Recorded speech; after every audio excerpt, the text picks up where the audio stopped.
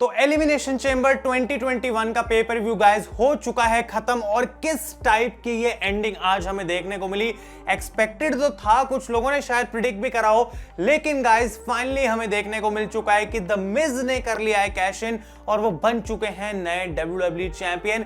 इसके अलावा भी एलिमिनेशन चेंबर में कुछ चीजें हुई हैं जिसके बारे में हम बात करने वाले, इंपॉर्टेंट चीजें हुई हैं जो कि रेसलमेनिया का पाथवे डिसाइड करेंगी। तो आप इस रिव्यू को एंड तक देखते रहें, चैनल पे नए हैं तो सब्सक्राइब करें और उस नोटिफिकेशन बेल को भी ऑन करना ना भूलें।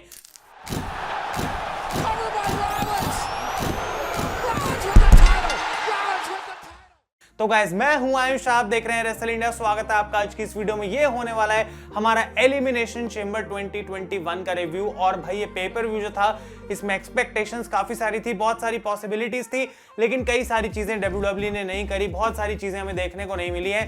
कुछ चीजें शॉकिंग भी थी गाइस और उनके बारे में हम बात करने वाले हैं। लेकिन आप लोगों से मैं एक सवाल पूछूंगा, कॉमेंट्स में आपको बताना है आपको ये शो कैसा लगा और ओवरऑल जो है आप इसको किस तरीके से देखते हैं, कौन सा आपका बेस्ट मैच था। और जो भी आप रिव्यू देना चाहते हैं अपना कमेंट्स के बारे में आप दे सकते हैं। हम स्टार्टिंग से बात करेंगे, एंड की बात बाद में करेंगे गाइस। और पहला मैच जो प्री शो पे हमें देखने को मिला वो एक फेटल 4-वे मैच था और स्टिपुलेशन यहाँ पे ये थी कि कीथ ली को यूनाइटेड स्टेट्स चैंपियनशिप मैच से बाहर निकाल दिया गया था। तो जो भी इस मैच को जीतेगा वो उनकी जगह ले लेगा उस ट्रिपल थ्रेट मैच में। जो 4 पार्टिसिपेंट्स इस मैच के अंदर हमें देखने को मिले वो थे मुस्ताफा अली, इलायस, जॉन मॉरिसन और रिकोशे।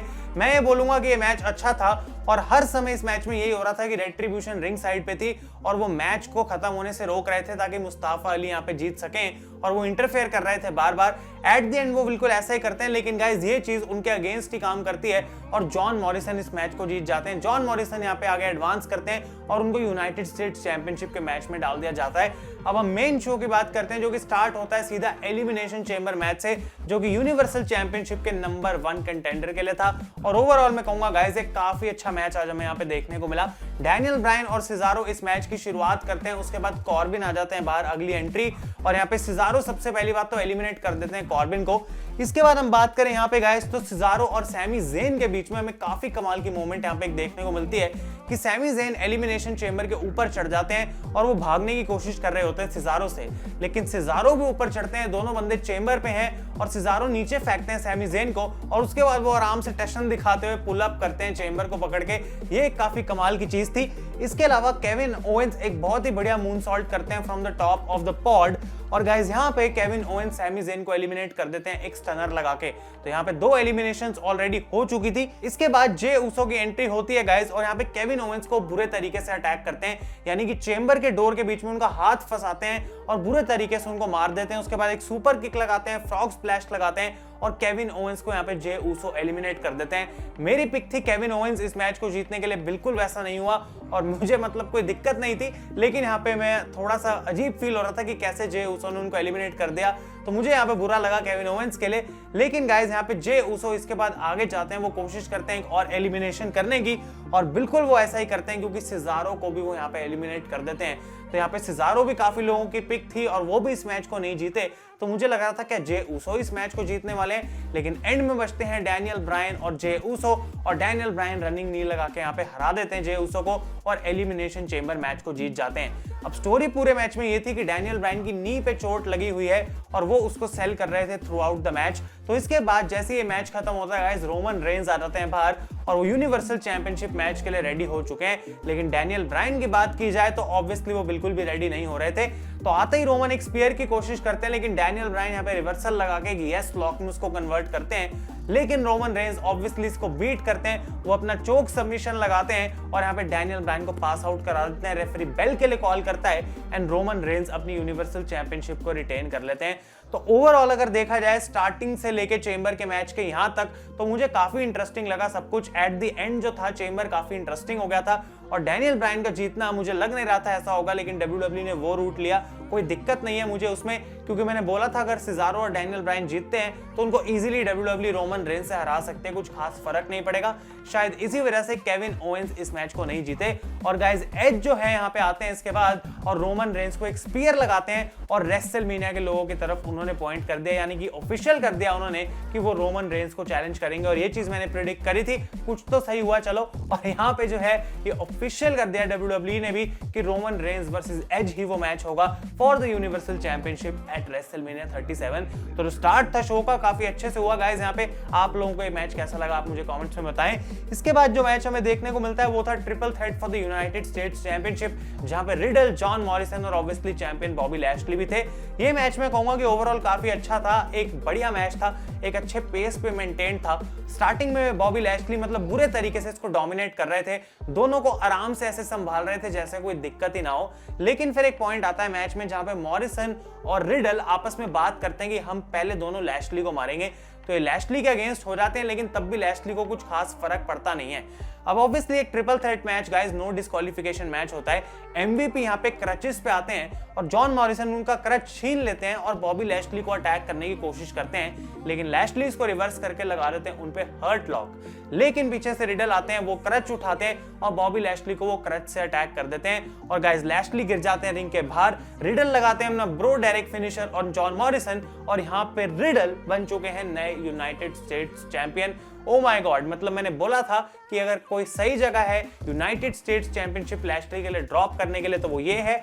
स्टार्टिंग में इस मैच के बोला गया था कि लैशली की रेंज जो है वो शेमस की 2014 रेन के बाद सबसे लंबी रेन है, 175 डेज तक वो यूएस चैंपियन रहे हैं। तो एक अच्छी रेन उनकी रही और ऑब्वियसली अब एक समय आना था जब उनको टाइटल ड्रॉप करना था, और रिडल के लिए मुझे काफी अच्छा लग रहा है कि फाइनली वो एक चैंपियनशिप जीत पाए हैं, क्योंकि मंडे नाइट रॉ का जो उनका स्टार्टिंग का टाइम था थोड़ा सा स्ट्रगल में निकला था। और जॉन मॉरिसन की बात करी जाए तो उनका स्ट्रगल तो अभी भी कंटिन्यू हो रहा है, लेकिन उनको एक चैंपियनशिप मैच में होने का मौका तो मिला एटलीस्ट, और उसी बात के लिए गाइस मैं यहाँ पे खुश हूँ। तो बॉबी लैशली का रोल इस शो में गाइस खत्म नहीं हुआ, लेकिन उसके बारे में अभी थोड़ी देर में बात करेंगे।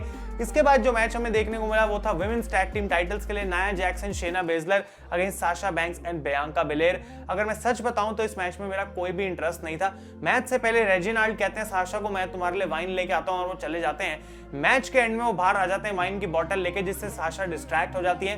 वो साशा को बोतल पकड़ा देते हैं कि भाई क्यों मुझे तुम बोतल दे रहे हो, डिस्क्वालिफिकेशन हो सकती है। तो रेफरी यहाँ पे साशा से बोतल छीन लेती है, साशा डिस्ट्रैक्टेड होती है। नाया जैक्स इसका फायदा उठाती है, वो एक समोन ड्रॉप लगाती है गाइस, और इस मैच को उन्होंने यहाँ पे जीत लिया है। तो ऑब्वियसली मुझे लग रहा था कि विमेंस टैग टीम टाइटल्स तो रिटेन ही होंगे, लेकिन इस मैच में यहाँ पे कुछ खास नहीं था। सिर्फ एक पॉइंट टू बी नोटेड ये है कि रेजिनाल्ड साशा की मदद करने की कोशिश तो जरूर कर रहे थे, लेकिन एट द एंड उनकी वजह से साशा यहाँ पे इस मैच को हार चुकी हैं। और फाइनली जो मेन इवेंट हुआ था guys for the WWE championship, जहां पे ड्रू मैकिंटायर अपना टाइटल डिफेंड कर रहे थे, यह था एलिमिनेशन चेंबर मैच। इसको स्टार्ट करते हैं यहाँ पे रैंडी ऑर्टन और जेफ हार्डी, और काफी स्लो पेस पे ये लोग लड़ रहे होते हैं। इसके बाद कोफी किंगस्टन आते हैं बाहर, और वो आउट ऑफ नोवेयर आते ही गाइस एलिमिनेट कर देते हैं रैंडी ऑर्टन को। मतलब विश्वास नहीं हो रहा था, ऐसे मुंह खुले के खुले रह गए थे कि रैंडी ऑर्टन को कोफी ने ऐसे कैसे एलिमिनेट कर दिया। रैंडी इतना गुस्से में आ जाते हैं कि वो आरकेओ लगाते हैं कोफी को, आरकेओ लगाते हैं जेफ हार्डी को। वो वहां से जा रहे होते हैं और ओमास हमें देखने को मिलता है कि एजे स्टाइल्स का पॉड तोड़ के उनको बाहर निकाल देते हैं। और यहाँ पे एजे स्टाइल्स ये सोच रहे हैं कि भाई आरकेओ लगा दी है दोनों बंदों को, मैं फटाफट से जाता हूँ और एक को पिन कर देता हूँ। अब लॉजिक यहाँ पे कुछ खास था नहीं, क्योंकि एलिमिनेशन चेंबर का रूल ही है कि जब तुम्हारी एंट्री का टाइम आएगा तभी तुम्हें अंदर जाना है। लेकिन एजे स्टाइल्स यहाँ पे एज अ हील काम कर रहे थे गाइस, और वो आ जाते हैं यहाँ पे अंदर और वो पिन करते हैं दोनों को, लेकिन यहाँ पे कोई भी एलिमिनेट होता नहीं है। तो एडम पियर्स आते हैं बाहर और वो ओमोस को कहते हैं तुम यहाँ से निकलो, तुम ये जो कर रहे हो बिल्कुल सही नहीं है। और इसमें भी थोड़ा लॉजिक नहीं था, क्योंकि एलिमिनेशन चेंबर एक नो डिस्क्वालिफिकेशन मैच है और इसमें आउटसाइड इंटरफेरेंसेस ऑब्वियसली अलाउड है, लेकिन रूल्स को तोड़ा जा रहा था और ओमोस दिक्कत कर रहे थे। इसकी वजह से एडम पियर्स ने उनको यहाँ पे हटा दिया। अब मैं इसको ऐसे सोच रहा था कि सिर्फ शेमस रह गया पॉड के अंदर, तो एजे ने सोचा होगा भाई मेरी ही अगली बारी है तो क्यों ना मैं पहले चले जाऊं। लेकिन गाइस एक डिसअपॉइंटिंग चीज जो यहाँ पे मुझे लगी वो था कि द फील्ड हमें एक बार फिर से देखने को नहीं मिले।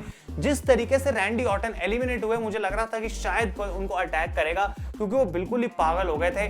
लेकिन इससे बेटर मुझे लगता है यहाँ पे WWE कर सकती थी। ऑब्वियसली अभी भी इंतजार चल ही जा रहा है फील्ड का, कब वापस आएंगे, कब आएंगे, कभी तो कुछ ऐसा होगा। लेकिन गाइस आज भी हमें फील्ड यहाँ पे देखने को मिले नहीं है। तो ये मैच आगे बढ़ता है गाइस, और काफी अच्छी मोमेंट्स इसमें भी हमें देखने को मिली, स्पेशली जब कोफी किंगस्टन पॉड के ऊपर से एक जंप लगाते हैं सबके ऊपर और वो सबको पिन करने की कोशिश करते हैं, कोई भी एलिमिनेट नहीं होता। और शेमस इसके बाद एक ब्रोक किक लगा के कोफी को एलिमिनेट कर देते हैं। तो जेफ हार्डी और एजे स्टाइल्स की यहाँ पे ब्रॉल चल रही होती है और जेफ हार्डी जाते जाते हैं टॉप ऑफ द पॉड पे। ऐसा लगता है वो वहां से स्वांटन बॉम्ब लगाएंगे एजे पे, लेकिन फिर वो अपना मूड चेंज करते हैं और वो विस्पर इन द विंड लगा देते हैं outside of the ring on Drew McIntyre and Sheamus, जो कि वहां पे लड़ रहे होते हैं। और ऑब्वियसली गाइस शेमस क्योंकि इस मैच में लास्ट आए थे तो उनकी एंट्री यहाँ पे हुई थी और वो सिर्फ एक ही टारगेट पे फोकस कर रहे थे, वो थे ड्रू मैकिंटायर। तो पूरे समय मैकिंटायर और शेमस की यहाँ पे ब्रॉल चली जा रही थी। तो फाइनली इसके बाद यहाँ पे जेफ हार्डी लगाते हैं एक स्वांटन बॉम्ब एजे पे और उनको पिन करने के लिए जैसे ही वो जाते हैं out of nowhere Drew McIntyre उनको एक क्लेमोर किक लगाते हैं और जेफ हार्डी इस मैच से हो जाते हैं गाइस एलिमिनेट। तो जो फाइनल 3 बच जाते हैं गाइस वो थे AJ Styles, Drew McIntyre and Sheamus, और इनके बीच में काफी एक लड़ाई देखने को मिली, अच्छी लड़ाई देखने को मिली। मैं कहूंगा बैक एंड फोर्थ था सब कुछ, लेकिन यहाँ पे ड्रू मैकिंटायर फाइनली क्लेमोर के लिए जाते हैं ऑन शेमस, लेकिन शेमस उनको एक ब्रोक किक लगा देते हैं और मुझे ऐसा लग रहा था कि ड्रू मैकिंटायर यहाँ पे पिन हो सकते हैं। ऐसा हुआ नहीं क्योंकि एजे स्टाइल्स फिनोमिनल फोरआर्म लगाते हैं शेमस को और उनको भी पिन करके इस मैच से बाहर कर देते हैं। तो बचते हैं यहाँ पे सिर्फ एजे और ड्रू मैकिंटायर। एजे फिनोमिनल फोरआर्म के लिए जाते हैं ड्रू पे, लेकिन मिड एयर में गाइस एक कमाल की क्लेमोर किक लगाते हैं ड्रू और एजे को पिन करके अपना टाइटल उन्होंने कर लिया रिटेन। तो ये एलिमिनेशन चेंबर का जो मैच था वो ड्रू मैकिंटायर यहाँ पे जीत गए। काफी कमाल का सीक्वेंस हमें एंडिंग में देखने को मिला और एक बार फिर से पता नहीं लग रहा था कि कौन जीतेगा। तो इस चीज के लिए मैं WWE को क्रेडिट दूंगा कि उन्होंने मैच में मुझे बनाए रखा। और मैच के बाद बॉबी लैशली आते हैं और स्पीयर कर देते हैं गाइस ड्रू मैकिंटायर को। और मैं पहले एक्सपेक्ट कर रहा था क्या ब्रॉक लेसनर आएगा, लेकिन यहाँ पे बॉबी लैशली आते हैं और वो बुरे तरीके से अटैक कर देते हैं यहाँ पे ड्रू मैकिंटायर को।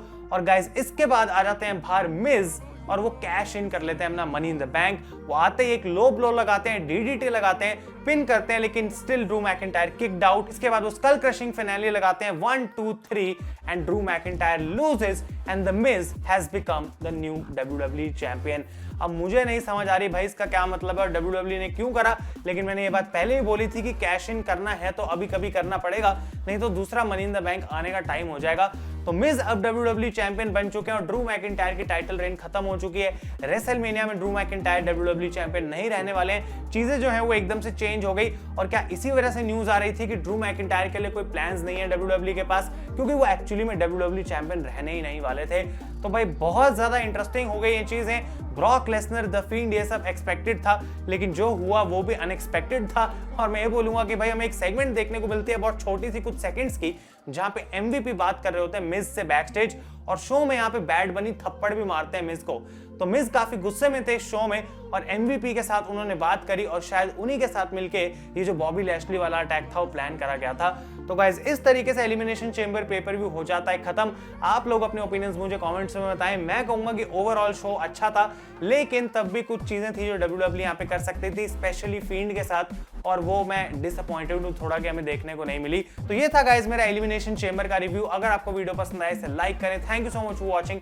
मैं हूँ आयुष और आप देख रहे हैं